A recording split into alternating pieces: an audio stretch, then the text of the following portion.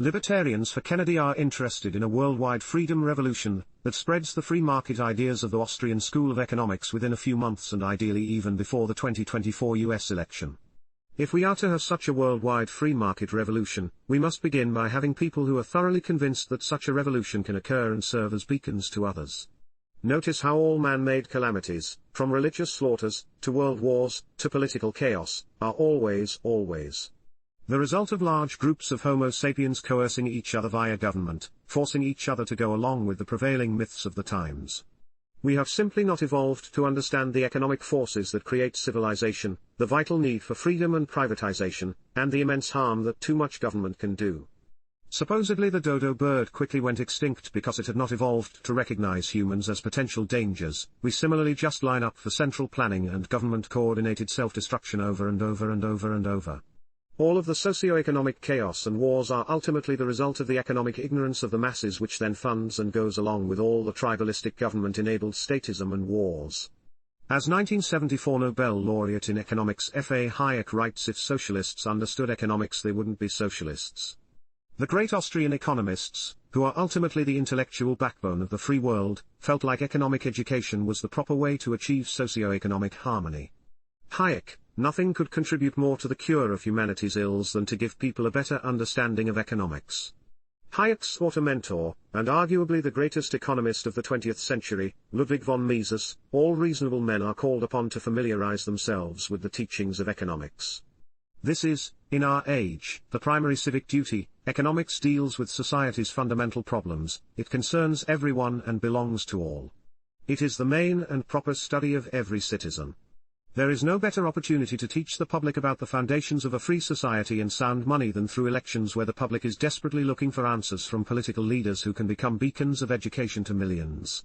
The Ron Paul revolutions of 2008-12, where Congressman Dr. Paul via his presidential campaigns would go from college campus to campus teaching young people economics to loud cheers of "End the Fed," and the recent presidential triumph in Argentina by Austrian economist Javier Milei, owe their success to having men who could educate the public regarding the economic fallacies that kept citizens poor via massive governments, and we believe that with 8 to 9 months till election, an exponential chain reaction of economic education can succeed in the USA, and be exported to the rest of the world similarly, or even better, to what Milei is doing. We must catch up to the wisdom and advice of the Austrians. In his article The Case for Radical Idealism, Rothbard quotes Hayek. We must make the building of a free society once more an intellectual adventure, a deed of courage.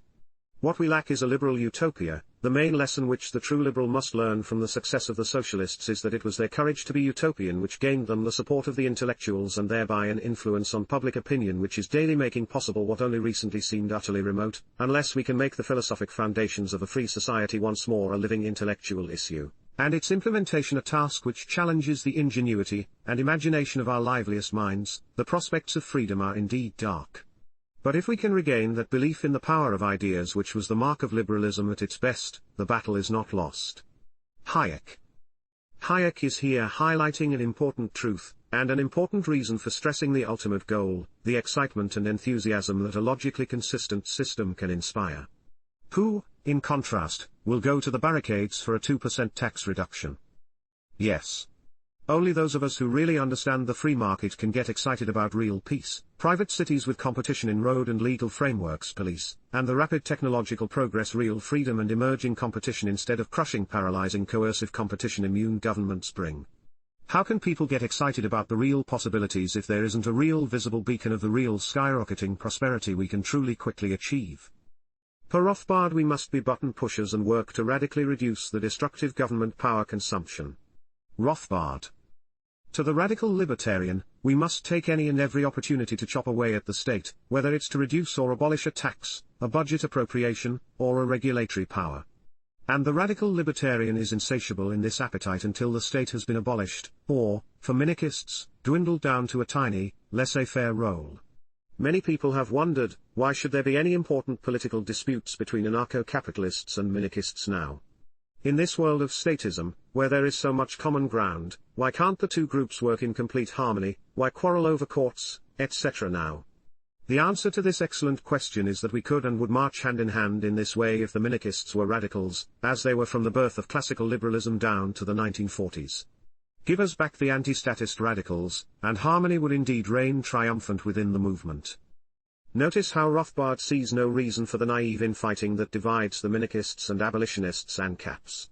Per Mises Hayek Rothbard, we just have to be radicals to create a real visible beacon of change, education, and enthusiasm. And what do we need to do and focus on? Well, viral and clever economic education, and networking marketing of course, which is what created the Ron Paul and Millet revolutions. And which ideas should we focus on? Hazlitt explained in the task confronting libertarians. This brings me, finally, to one more single issue on which all those libertarians who lack the time or background for specialized study can effectively concentrate. This is in demanding that the government provide an honest currency, and that it stop inflating. This issue has the inherent advantage that it can be made clear and simple because fundamentally it is clear and simple. All inflation is government-made. All inflation is the result of increasing the quantity of money and credit, and the cure is simply to halt the increase. If libertarians lose on the inflation issue, they are threatened with the loss of every other issue. If libertarians could win the inflation issue, they could come close to winning everything else. If they could succeed in halting the increase in the quantity of money, it would be because they could halt the chronic deficits that force this increase.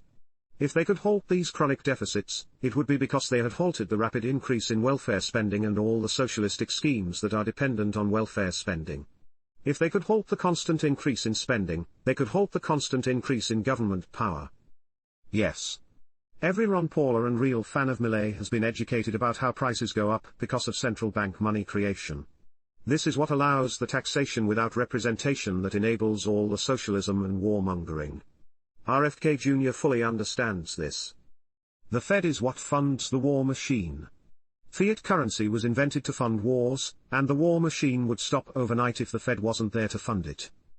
The second idea is how the economic competition which only exists in the private sector is what motivates the creation and spread of superior information throughout society, as private companies are motivated to innovate and copy each other's innovations due to people's freedom to trade their private property for those who have the best products ideas, and how the government is immune from the incentives and pressures that motivate this competitive knowledge discovery, leading to inefficiency and vastly more consumption of wealth and production for horrendous losses of taxpayers' wealth. Economic education and the faith that everyone can be reached is the key. Mises explains. Liberalism is rationalistic. It maintains that it is possible to convince the immense majority that peaceful cooperation within the framework of society better serves their rightly understood interests than mutual battling and social disintegration. It has full confidence in man's reason. It may be that this optimism is unfounded and that the liberals have erred. But then there is no hope left for mankind's future. Again, we must believe that it is possible to convince the immense majority. It may be that this optimism is unfounded, but then there is no hope left for mankind's future. RFK Jr.'s present familiarity with the Austrians is nowhere near what it is with Ron Paul or Millet. But this can quickly change. RFK Jr. is obviously a very smart, curious, courageous and open-minded person. He often tells the story of how women approached him with technical papers regarding problems with vaccines and how he looked into it and decided to go against the grain in this eventual intellectual battle against the priesthood of scientism. RFK Jr. also overcame much ignorance as he overcame his own naive socialist-minded economic myths. He explains in a great podcast episode with the great free marketeer David Stockman. The last time I had him on podcast, I described him initially as a nemesis of mine back in the 1980s when he was Ronald Reagan's budget director, and I blamed him for cutting the budget. Many social programs that were sacred cows to my generation of liberals, and our views on most issues today have coalesced in a way I'm very happy about. RFK Jr. can be harpooned, as the Mises Caucus founder Michael Heiser refers to recruiting famous people or influencers to become evangelists of the Austrian econo-gospel to their followers. RFK Jr. can further improve his understanding of economics and preach more freedom, becoming a Millet or Paul-like sound beacon of education. What will happen when we then harpoon Snoop Dogg and LeBron James and they tell everyone that Federal Reserve money creation is why prices are going up? And other simple bits of economic wisdom. How can this not be tried? For the Austrians, all that is needed is a radical beacon of astute and sympathetic economic education. Just like it took a while for the ideas of Galileo, Bruno, and Copernicus regarding the Earth not being the center of the universe to spread, the same can be said about the socio-economic ideas of the so-called Austrian School of Economics. We believe that RFK Jr. and those around him can smell blood, learn from the Ron Paul and Millet campaigns, and thus properly stumble upon the wisdom of the Austrians and be likewise motivated to spread and apply their ideas to solve our socio-economic problems. We encourage others to likewise compete and help Austrianize Trump and those around him as well.